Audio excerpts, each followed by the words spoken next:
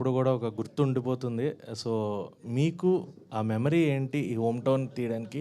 And Rajiv గారిని మెయిన్‌గా ఎందుకంటే ప్రొడక్షన్ ఇదంతా కూడా అదే 90 #90s అయినా డైరెక్టర్ మారినా we have that tinge of అది కనిపిస్తుంది మనకి. శివాజీ గారి క్యారెక్టరైజేషన్‌లో ఆ డైలాగ్ డెలివరీ గానీ అలాంటిది గానీ. సో, ఏంటి ఎందుకు అలాగా? అండ్ హోమ్ టౌన్ గురించి ఏం చెప్తారు? అంటే సొంతూరు ఎక్స్‌పీరియన్సెస్ ఏంటి మీకు? నా హోమ్ టౌన్ హనుమంతులగూడెం, నల్గొండ జిల్లా. నేను బీటెక్ చేయడానికి హైదరాబాద్ వచ్చిన, మాస్టర్ చేయడానికి సిడ్నీ వెళ్ళిన, ఫిలిం మేకింగ్ చేసిన. నేను వెళ్ళే ప్రాసెస్లో హోమ్ టౌన్ మిస్ అయ్యి ఉండే. ఇది ఒక థీమ్ బాగుంది కదా, ఇంత మటుకు ఎవరు చేయలేదు కదా ఆ ఎమోషన్ని అని దాని మీద అప్పుడు స్టోరీ రాసిన. రాజు సార్ని ఎందుకు అనుకున్నా అంటే, ఫస్ట్ హోమ్ టౌన్ కథ రాసినప్పుడు ఫస్ట్ అనుకున్నది రాజు సార్ని. ఆ ఎమోషన్ కానీ అంటే త్రూ అవుట్ 5th ఎపిసోడ్కి వచ్చేటప్పుడు ఇంకా హై లెవెల్లో ఉంటుంది. యా, అంటే నేను ఆహాకి చెప్పలేదు, ప్రొడక్షన్కి చెప్పలేదు, ఫస్ట్ రాజు సార్కి వెళ్ళి చెప్పిన. రాజు సార్ ఇని చేద్దామన్న తర్వాతనే ప్రాసెస్ స్టార్ట్ అయింది. రాజీవ్ గారు. హాయ్ అండి, ఐమ్ అంజలి. చెప్పండి అంజలి గారు, చెప్పండి.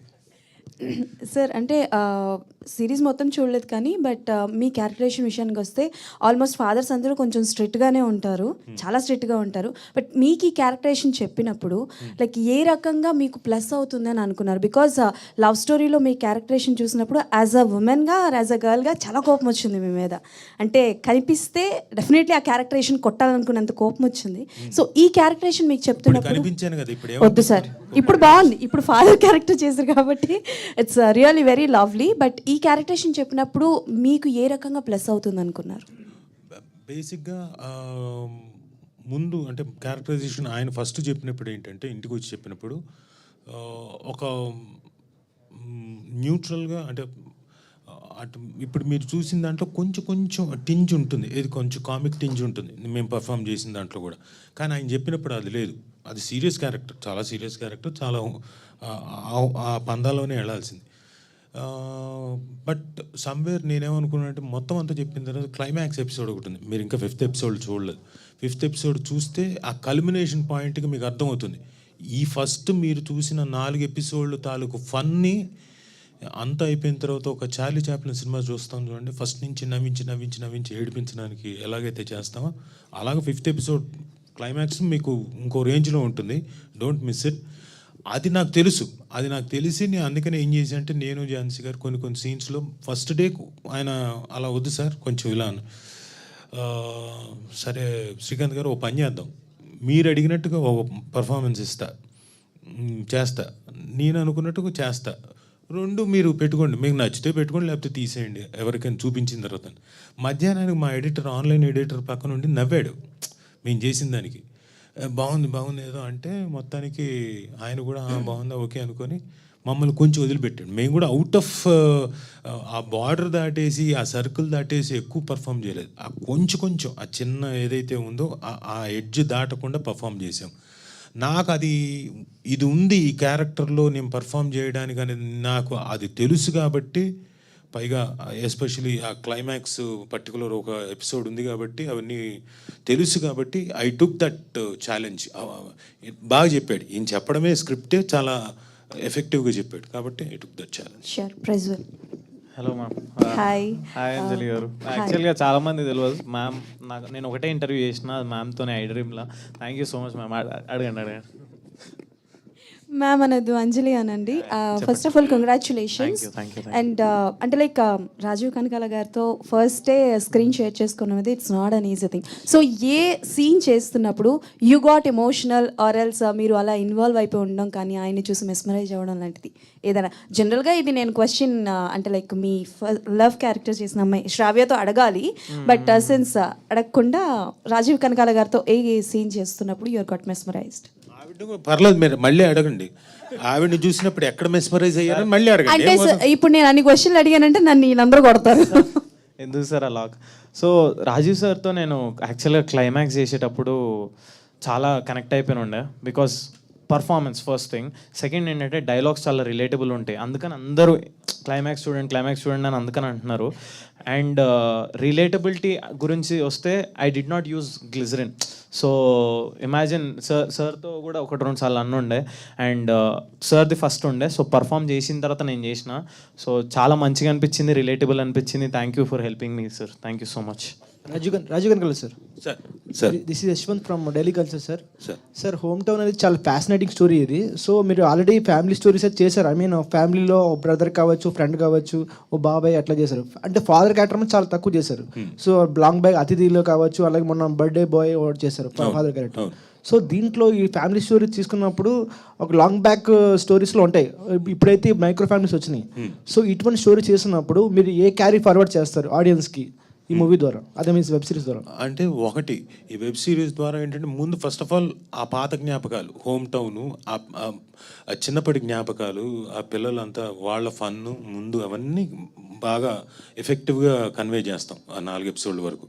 ఈ తాలూకు ఈ ఫ్యామిలీ ఏదైతే ఉందో, ఆ పైగా వాళ్ళు చిన్నప్పుడు చేసిన అల్లర్లు, గొడవలు ఏవైతే ఉన్నాయో ఆ 3 క్యారెక్టర్ల మధ్యన ఇంకోటి, అవన్నీ చాలా ఎఫెక్టివ్. ప్లస్ ఈ ఫ్యామిలీ విషయానికి వస్తే వాళ్ళ చిన్న చిన్న అందాలు, ఆ ఫాదరు, ఆ ఫ్యామిలీ, ఆ ఫాదరు కష్టపడి ఈ పిల్లల్ని ఒక కొడుకునేమో అమెరికా పంపించాలని, కూతురునేమో దుర్మార్గమైన ఆలోచన, కూతురునేమో పాలసీ కట్టి పెళ్లి చేసేద్దాం అనుకుని ఆలోచన. అంటే యూజువల్గా మిడిల్ క్లాస్ ఫాదర్ అంతే ఉంటుంది కదండి. అంటే అమ్మాయిని సేఫ్గా పంపించాలని, నాట్ దట్ అమ్మాయిని ఏదో చదువు మానిపించగా చదివిపించాడు, కాకపోతే సేఫ్గా ఆ అమ్మాయికి ఒక సేఫ్టీ క్రియేట్ చేయాలి.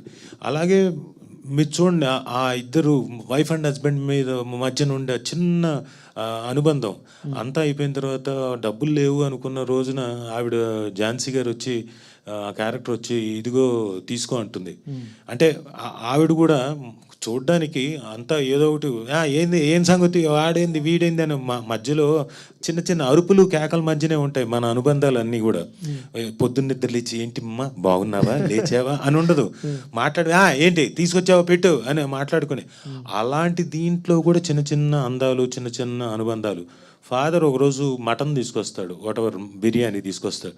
అక్కడ కొడుకు కూడా ఫీల్ అవుతాడు, అంతకు ముందు నుంచే రియాక్ట్ అవ్వడం మొదలెడతాడు. బట్ అక్కడ కూడా కొడుకు తింటూ వీళ్ళేదో ఇక్కడి నుంచి చూసి తిన్నామా, నువ్వు తిందురా అంటే వాళ్ళు తిన్ని పిల్లలు అని చెప్పేసి అన్నప్పుడు, ఎందుకంటే వాళ్ళకి ఎక్కడ తక్కువ అయిపోతుందో.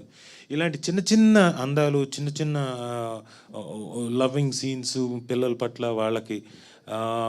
అలాగే ఫాదర్కి ఏమో కొడుకుని ఎంతైనా కష్టపడి నాకు వచ్చేది ఇంతలో కూడా ఏదో కట్టి నేను అమెరికా పంపించాలి, వాళ్ళ లైఫ్ బాగుండాలి, వాడేదో అక్కడికి వెళ్ళి సంపాదించి ఇక్కడ పంపించాలని కాదు. సో వాళ్ళ లైఫ్ బాగుండాలి అనుకోవడం, ఇలాంటివన్నీ చిన్న చిన్న అందాలన్నీ బాగుంటాయి, పుష్కలంగా ఉంటాయి ఈ పర్టికులర్ హోమ్ టౌన్లో. అండ్ ప్రతి ఒక్కళ్ళకి ఈ హోమ్ టౌన్ చూసిన తర్వాత పాత జ్ఞాపకాలు రావడం ఒకటి, వాళ్ళ విలేజెస్లో కానీ ఇంకోటి, ఒకసారి మా విలేజ్కి వెళ్దాం, మా విలేజ్తో కనెక్ట్ అవుదాం అనిపిస్తుంది. నేను పుట్టి పెరిగింది ఇక్కడే హైదరాబాద్లో. నా నా నా కనెక్టివిటీ అంతా Sanjeev Reddy Nagar, Banjara Hills, Sagar society, Jubilee Hills. నాకు అవన్నీ అప్పుడప్పుడు కనెక్ట్ అవుతుంటా. కాకపోతే యాక్చువల్గా మా నాన్నగారిది యానం. ఇది చేసిన తర్వాత, చేసినప్పుడు పెద్ద నాకు అనిపించలేదు, చూసిన తర్వాత డబ్బింగ్ అప్పుడు చూసిన తర్వాత అనిపించింది, అరే మా నాన్నది ఆ ఊరు కదా, చాలామంది అక్కడ నేను ఎప్పుడో పెళ్ళికి వెళ్ళినప్పుడు వాళ్ళంతకు వాళ్ళు వచ్చి పరిచయాలు చేసుకుంటున్నారు గొప్ప హృదయంతో. సో నేను కనెక్టివిటీ అక్కడ పెంచుకోవాలి కదా వాళ్ళతోటి. అంటే వెళ్ళి ఎప్పుడో ఒకసారి సంవత్సరానికి 1-2 సార్లు వెళ్ళి వాళ్ళతోటి మళ్ళీ రీకనెక్ట్ అవ్వాలని, సో దట్ ఆ కనెక్షన్ మళ్ళీ నా పిల్లలకు కూడా పాస్ ఆన్ అవ్వాలని నాకు అనిపించింది. సో అంత రిలేటబుల్గా ఈ సబ్జెక్టు అందరికీ తీసుకెళ్తుంది. అలాగే దే విల్ గెట్ బ్యాక్. అంటే ఎక్కడెక్కడో ఉన్నా, యూఎస్లో ఉన్నా, ఎక్కడున్నా కానీ ఒకసారి మళ్ళీ అరే మన పాత జ్ఞాపకాలకు వెళ్దాం, సరదాగా మళ్ళీ ఒకసారి నెమరేసుకుందాం అనుకునే లెవెల్లో ఈ సిరీస్ మొత్తం అందరినీ కనెక్ట్ చేస్తుంది. రాజు సార్, హాయ్ అండి, this is Sharath from Telugu. Hi. So actually ఇందాక ఎవరో మాట్లాడుతూ స్టేజ్ మీద రాజీవ్ కనకాల గారు ఫుల్ లెంత్ ఉంటారు, సినిమా మొత్తం ఉంటారు అని అన్నారు. సో ఏంటి ఈ మధ్య మీకు వచ్చే రోల్స్ అన్నీ కూడా సగమే మీరు సినిమాలో ఉంటున్నారు, చనిపోయే క్యారెక్టర్స్ ఎక్కువ రాస్తున్నారు కదా, అంటే ఏమైనా అడుగుతున్నారా డైరెక్టర్స్ వచ్చినప్పుడు మీరు ఎంతవరకు ఉంటారు ఈ సినిమాలో అని మీరు ఫస్ట్ అడుగుతున్నారా, లేదంటే సరదాగా వచ్చిన వాళ్ళని అడిగేస్తున్నా, బాబు ఏంటి ఉంటున్నానా, తీస్తున్నారా, తీసేస్తున్నారా, ఏంటి ఒకటా రెండా, ఎలా, కత్తె తాడా లేకపోతే గుద్దడమా? చెప్పేయండి, ఎందుకు అనవసరంగా డిస్కషన్ ఎక్కువసేపు వద్దని చెప్పి. బట్ సరే, వాళ్ళ ప్రయారిటీస్ కానివ్వండి, వాళ్ళు కొంతమంది ఏంటంటే సార్ మాకు సెంటిమెంట్ సార్ అనడం, ప్రొవిజన్ లేకపోవడం అనడం. అవును, సెంటిమెంట్ అంటారు, రాజీవ్ని చంపేస్తాను. సో నాకు ఇది ఎక్కడ సెంటిమెంట్ ఎక్కుతారు. నేను వాళ్ళకి బతిలాడేవాడిని, బాబు నేను బతికున్నా కానీ హిట్లేనాయన చాలా సినిమాలు, చచ్చిపోతే మాత్రం కాదని చెప్పేవాడిని. బట్ చాలామంది వాళ్ళకి ఏంటంటే ఒక మలుపు తిప్పే క్యారెక్టర్, కీలకమైన క్యారెక్టర్, చెయ్యి తిప్పే క్యారెక్టర్ని పెట్టేవాళ్ళు, చంపేసేవాళ్ళు. బట్ వచ్చి చాలామంది రిక్వెస్ట్ చేస్తే ఓకే అనుకుంటూ చేసేవాడిని. బట్ ఇప్పుడు లక్కీగా నన్ను చంపట్లేదు చాలా దీంట్లో. ఇప్పుడు నేను చేస్తున్నవని నన్ను చంపలేదు, ఉన్నాయి ఒకటి రెండు ఉన్నాయి తప్ప మెజారిటీ చంపలేదు. బాగుంది సార్, చాలా బాగా చేశారు. యాక్చువల్లీ మీరు కూడా అంటే రియల్ లైఫ్లో ఎలాగో ఇద్దరు పిల్లలు ఉన్నారు, మీరు మంచి ఫాదర్ కాబట్టి, అండ్ దీంట్లో కూడా అదే రిసెంబ్లెన్స్ కనిపించింది. అది నాకు తెలియదు, నేను మంచి ఫాదరో కాదు, నా పిల్లల్ని అడగాలి. డైరెక్టర్ గారు, సో ఇది ఎంఎన్ఓపి ప్రొడక్షన్ కదా. యాక్చువల్లీ 90s అనేది మనకి ఈటీవీ విన్లో వచ్చింది. అండ్ ఇప్పుడు ఇది వై అంటే ఎందుకు ఆహాకి వచ్చారు? అంటే సేమ్ ప్రొడక్షన్ కదా వాళ్ళకి ఆల్రెడీ ఒక కంటిన్యూషన్ ఉంటుంది కదా ఈటీవీ విన్ వాళ్ళతోటి కానీ ఇదంతా. సో ఎందుకు దాంట్లో రాలేదు, పర్టికులర్లీ ఆహాకి ఎందుకు వచ్చింది? నేను ఫస్ట్ వాసు సార్ చెప్పిన, వాసు సార్ ఆహాలో ఉండు, అందుకని ఆహాలో చేసిన. యా, అంటే వాళ్ళు ఈటీవీతో ఆల్రెడీ టైఅప్ అయి ఉన్నారు కదా ఎంఎన్ఓపి వాళ్ళు. యా, అది పాస్. సురేష్ గారు సురేష్ అన్న అన్న ఎంఎన్ఓపికి ఆస్థాన సంగీత దర్శకుడిగా మారిపోయారు అనిపిస్తుంది. ఎందుకంటే ప్రీవియస్ #90s చూసుకున్నా. సో మీకు ఎక్కువ ఇంపాక్ట్ తీసుకొచ్చింది సురేష్ బొబ్బిలి అనే పేరుని బయటికి తీసుకొచ్చింది కూడా #90s. అండ్ ఇప్పుడు హోమ్ టౌన్ అది మ్యూజిక్ బయటకు వెళ్తుంది కంప్లీట్గా. సో ఎలా అనిపిస్తుంది అన్న వీళ్ళతో ఆ టైఅప్ కానీ, అండ్ నెక్స్ట్ ప్రాజెక్ట్స్కి ఎలా వీళ్ళతో బాండింగ్ ఉంటుంది? వాళ్ళతో చాలా బాగుంది అన్న, స్టార్టింగ్ నుంచి చాలా బాగుంది. 90s నుంచి స్టార్ట్ అయింది. అంతకుముందు నుంచి కూడా నవీన్ గారు తెలుసు నాకు, వేనన్న త్రూ. సో 90s మంచి వర్కౌట్ అయింది. సో ఇది కూడా హోమ్ టైం కూడా నువ్వే చేయాలి సురేష్ అని చెప్పారు. సో కంటిన్యూ చేశానన్న. యా, రాజీవ్ గారు hi, this is Naresh from S-Cube. Sir ఇప్పుడు అంటే రియల్ లైఫ్ మనం చూసుకుంటే, సో రియల్ లైఫ్లో కూడా మీకు డాటర్ అండ్ సన్ కదా సార్. సో ఎంతవరకు వాళ్ళు రియల్ లైఫ్లో ఇలాంటి థింగ్స్ చేశారంటే, ఇలాంటి అల్లర్లు చేశారంటే మీకు ఏమైనా గుర్తొచ్చాయా? అంటే మా అబ్బాయి బోల్డ్ అని అల్లర్లు చేసాడండి. జస్ట్ మిషన్ ఇంపాసిబుల్ వాడు. సో మా అమ్మాయి అల్లర్లు పెద్దగా చేయలేదు. ఇప్పుడు ఇందులో ఉన్నట్టు మా అమ్మాయి ఎలాగైతే యానీ ఎలాగైతే ఉంది, బేబీ యానీ ఎలాగైతే ఉందో అలాగే మా అమ్మాయి కూడా పెద్ద అల్లర్లు చేయదు. మా అబ్బాయి మాత్రం జస్ట్ మిషన్ ఇంపాసిబులే, ఏవేవో చేస్తుంటాడు. అబ్బా ఒక ప్రాబ్లం అయిపోయిందండి ఇంకో ప్రాబ్లం ఏదో వస్తుంది, అలాంటి ఇది సరదాగా అన్నీ అయిపోయింది. ఇప్పుడు అఫ్కోర్స్ ఆ ఏజ్ దాటేసాడు కాబట్టి నవ్ ఈజ్ రెస్పాన్సిబుల్. వాడి సినిమా ఏదో వాడు చేసుకుంటున్నాడు. యానీ గారు, నా క్వశ్చన్ మీకు. సో ఇందులో అంటే ఇందాక స్పీచ్ మాట్లాడుతున్నప్పుడు అందరూ కూడా యానీ మేడం అంటూ రెస్పెక్ట్ ఇస్తూ మాట్లాడుతున్నారు. ఎందుకంటే రెస్పెక్ట్, అంత రెస్పెక్ట్ సీనియర్ అయినా? సీనియర్ అంటే ఎప్పటి నుంచో జస్ట్ వర్క్ చేస్తూ వచ్చారని ఒక్క బేసిస్ మీద అందరూ వేసుకుంటున్నారండి, అట్లా అంతే. నేనెందుకు బేబీ అని అన్నాను? అంటే నేను రాజీవ్ సార్ కలిసి అతిథి సినిమాలో ఆయన డాటర్గా చేశారు. సో యాక్చువల్లీ ఆ రాజన్న తర్వాత బేబీ అనే ట్యాగ్ పోవాలి అని నేను చాలా ట్రై చేస్తున్నాను. బట్ స్టిల్ సార్కి మాత్రం చాలా ఇష్టం అనుకుంటా ఆ ట్యాగ్. సార్ మాత్రం అసలు మానట్లేదు దాన్ని. డైరెక్టర్ సార్, యా మనుష్య ఫ్రమ్ ఫిల్మీ బీట్. యాక్చువల్లీ మీరు తీసుకున్న సబ్జెక్ట్ చాలా సేఫ్ జోన్. ఎందుకంటే 90s కిడ్స్ అంటే ఎప్పుడు అది ట్రెండింగ్లో ఉంటుంది. ఎందుకంటే ఇప్పుడు జెన్జీ గైస్ ఎవరు అది చూడలేరు, చూద్దామనుకున్నా అది ఎక్స్పీరియన్స్ చేద్దామనుకునే చేయలేరు. సో మీరు తీసుకున్నది ఎంత రొటీన్ సబ్జెక్ట్ అయినా సరే, ఇంతకుముందు అలాంటి సినిమాలు ఎన్నో వచ్చినప్పటికీ కూడా దాన్ని కొత్తగా చూపించడం అనేది మీకు చాలా పెద్ద టాస్క్. ఎందుకంటే ఆల్రెడీ 90s లాగానే ఉంది, లేదంటే ఇంతకుముందు మెగా డాటర్ ప్రొడ్యూస్ చేసిన సినిమా లాగే ఉంది. అవన్నీ కూడా 90s కిడ్స్కి సంబంధించినవి. సో మీరు ఎంత కొత్తగా చూపించడానికి మీరు చేసిన హార్డ్ వర్క్ ఏంటి? బేసిక్గా నేను ఫస్ట్ టైం రాసిన జోనరు, బేసిక్గా యాక్షన్ స్టోరీస్ రాస్తాను నేను. నువ్వు అన్నారు కదా సేఫ్ జోన్ లెక్క ఈ కథ కూడా చేసిన. యా, అందరూ తీశారు కానీ ఆయన ఎక్స్పీరియన్స్ ఎట్లుంటుంది అనేది చెప్పాలనుకున్నాడండి. అంటే ఇప్పుడు ఖచ్చితంగా వాళ్ళందరూ చూపించిన దానికన్నా మీరు ఏదో ఒకటి కొత్త పాయింట్ ఇవ్వాలి. ఇచ్చినప్పుడే ప్రేక్షకుడు యాక్సెప్ట్ చేస్తాడు. సో దానికి మీరు చేసిన హార్డ్ వర్క్ ఏంటి? హార్డ్ వర్క్ ఏం లేదు, 10 daysలో రాసిన స్టోరీ. షూట్ జరుగుతూనే ఉంది, రాసుకుని వెళ్ళినాం. మేము కూర్చొని టీము మాది అట్లా ఏమి ఉండదు మా స్టైలు. రేపు షూట్ అంటే వాళ్ళు కూర్చొని రాస్తాం. అంటే ఆల్రెడీ మా ఫ్రెండ్స్ లైఫ్లో లేకపోతే ఇప్పుడు వీడు కూడా రైటింగ్లో ఉండు, వాన్ ఫ్రెండ్స్ లైఫ్లో, వాన్ లైఫ్లో ఇట్లా రేపు రేపు ఏ సీన్లు షూట్ చేయాలనో వేసుకొని నైట్ రాస్తాం. అంటే మా లైఫ్లో జరిగే స్టోరీ కదా ఇది, మేము కొత్త ఫిక్షన్ యాడ్ చేసి ఏదో ఇదంతా లేదు. డైరెక్టర్ సార్, నాకు ఇది చూస్తుంటే 90స్కి సీక్వెల్లా అనిపిస్తుంది. ఏం అదే ఆ థింకింగ్ తోటే రాశారా మీరు? అంటే 90స్లో జరిగే స్టోరీ, బట్ ఇది హోమ్ టౌన్ అనేది. అంటే ఇప్పుడు మీరు కూడా ఎక్కడి నుంచి వచ్చి ఉంటారు, ఇక్కడ ఉన్న వాళ్ళందరూ డిఫరెంట్ స్టేట్స్లో లేకపోతే డిస్టిక్ నుంచి. ఇప్పుడు మనందరి స్టోరీ అనమాట. బేసిక్గా చూస్తే లాస్ట్ క్లైమాక్స్ వరకు తెలుస్తుంది. అవును, చాలా న్యాచురల్గా అనిపించింది. కానీ 90స్లోనేమో కొంచెం వీళ్ళకంటే కొంచెం చిన్న పిల్లలు, ఇప్పుడు వీళ్ళేమో కొంచెం పెద్ద పిల్లలు. సో సీక్వెల్లా అనిపించింది నాకైతే. బేసిక్ ఇది నా స్టోరీ, ఇందా చెప్పినట్టు 90స్లో ఉండే ఆల్మోస్ట్ అందరికి ఒకటే స్టోరీ ఉండదేమో. బట్ దీంట్లో మెయిన్ థీమ్ ఏంటంటే హోమ్ టౌన్ నుంచి ఎవరైతే వస్తారో, అంటే మనకు అదొక ఎమోషన్ కదా హోమ్ టౌన్ అనేది. అది లాస్ట్ క్లైమాక్స్ వరకు చూస్తే మీకు తెలుస్తుంది ఏంటి డిఫరెంట్ అనేది. సాయిరామ్ బ్రో, హాయ్ బ్రో, ఇద్దరు బ్రో. Okay bro. అదే హలో బ్రో. అది నిన్ను చూస్తే నన్ను నేను చూసుకున్నట్టని వీళ్ళందరూ అన్నారు. Thank you bro, thank you so much. Okay bro, first of all అంటే మీరు ఈ టైప్ ఆఫ్ మూవీ చేసేటప్పుడు మీ రియాలిటీలో ఎంతవరకు కనెక్ట్ అయ్యారు? అంటే మీరు ఏ టైప్ ఆఫ్ బుక్స్ ఇలాంటివి ఏమైనా చదువుతుంటారా? ఏ రకంగా? ఆయన బదులు నేనేమైనా మాట్లాడచ్చు కొంచెం. ఆయనకి బుక్స్ అవన్నీ చాలా ఉన్నాయండి, లైబ్రరీ చాలా ఉంది మొత్తం అంతా. కాకుండా ఆయనకి జస్ట్ తోకొక్కటి మాత్రం తక్కువ అండి. కాబట్టి అలా రిలేటబిలిటీ ఉంది, కనెక్టెడ్. మాట్లాడి ఇంకా. Thank you sir. ప్రజ్వల్ గారు, దిస్ ఇస్ కీర్తి. నేను ఇంకా మాట్లాడలేదురా.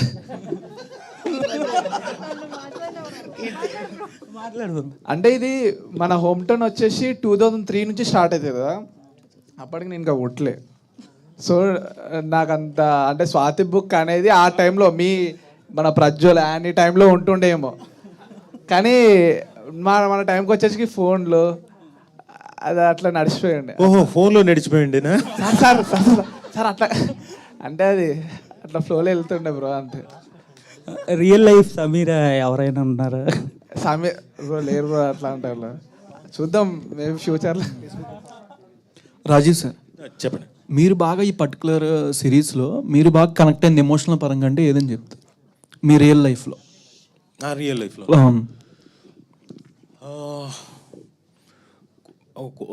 అంటే సన్ తోటి గొడవ పడే ఒక సీక్వెన్స్ ఉంది కదా, ఆ గొడవ సీక్వెన్స్ కాకపోతే మాటల వరకే ఉంది ఇది.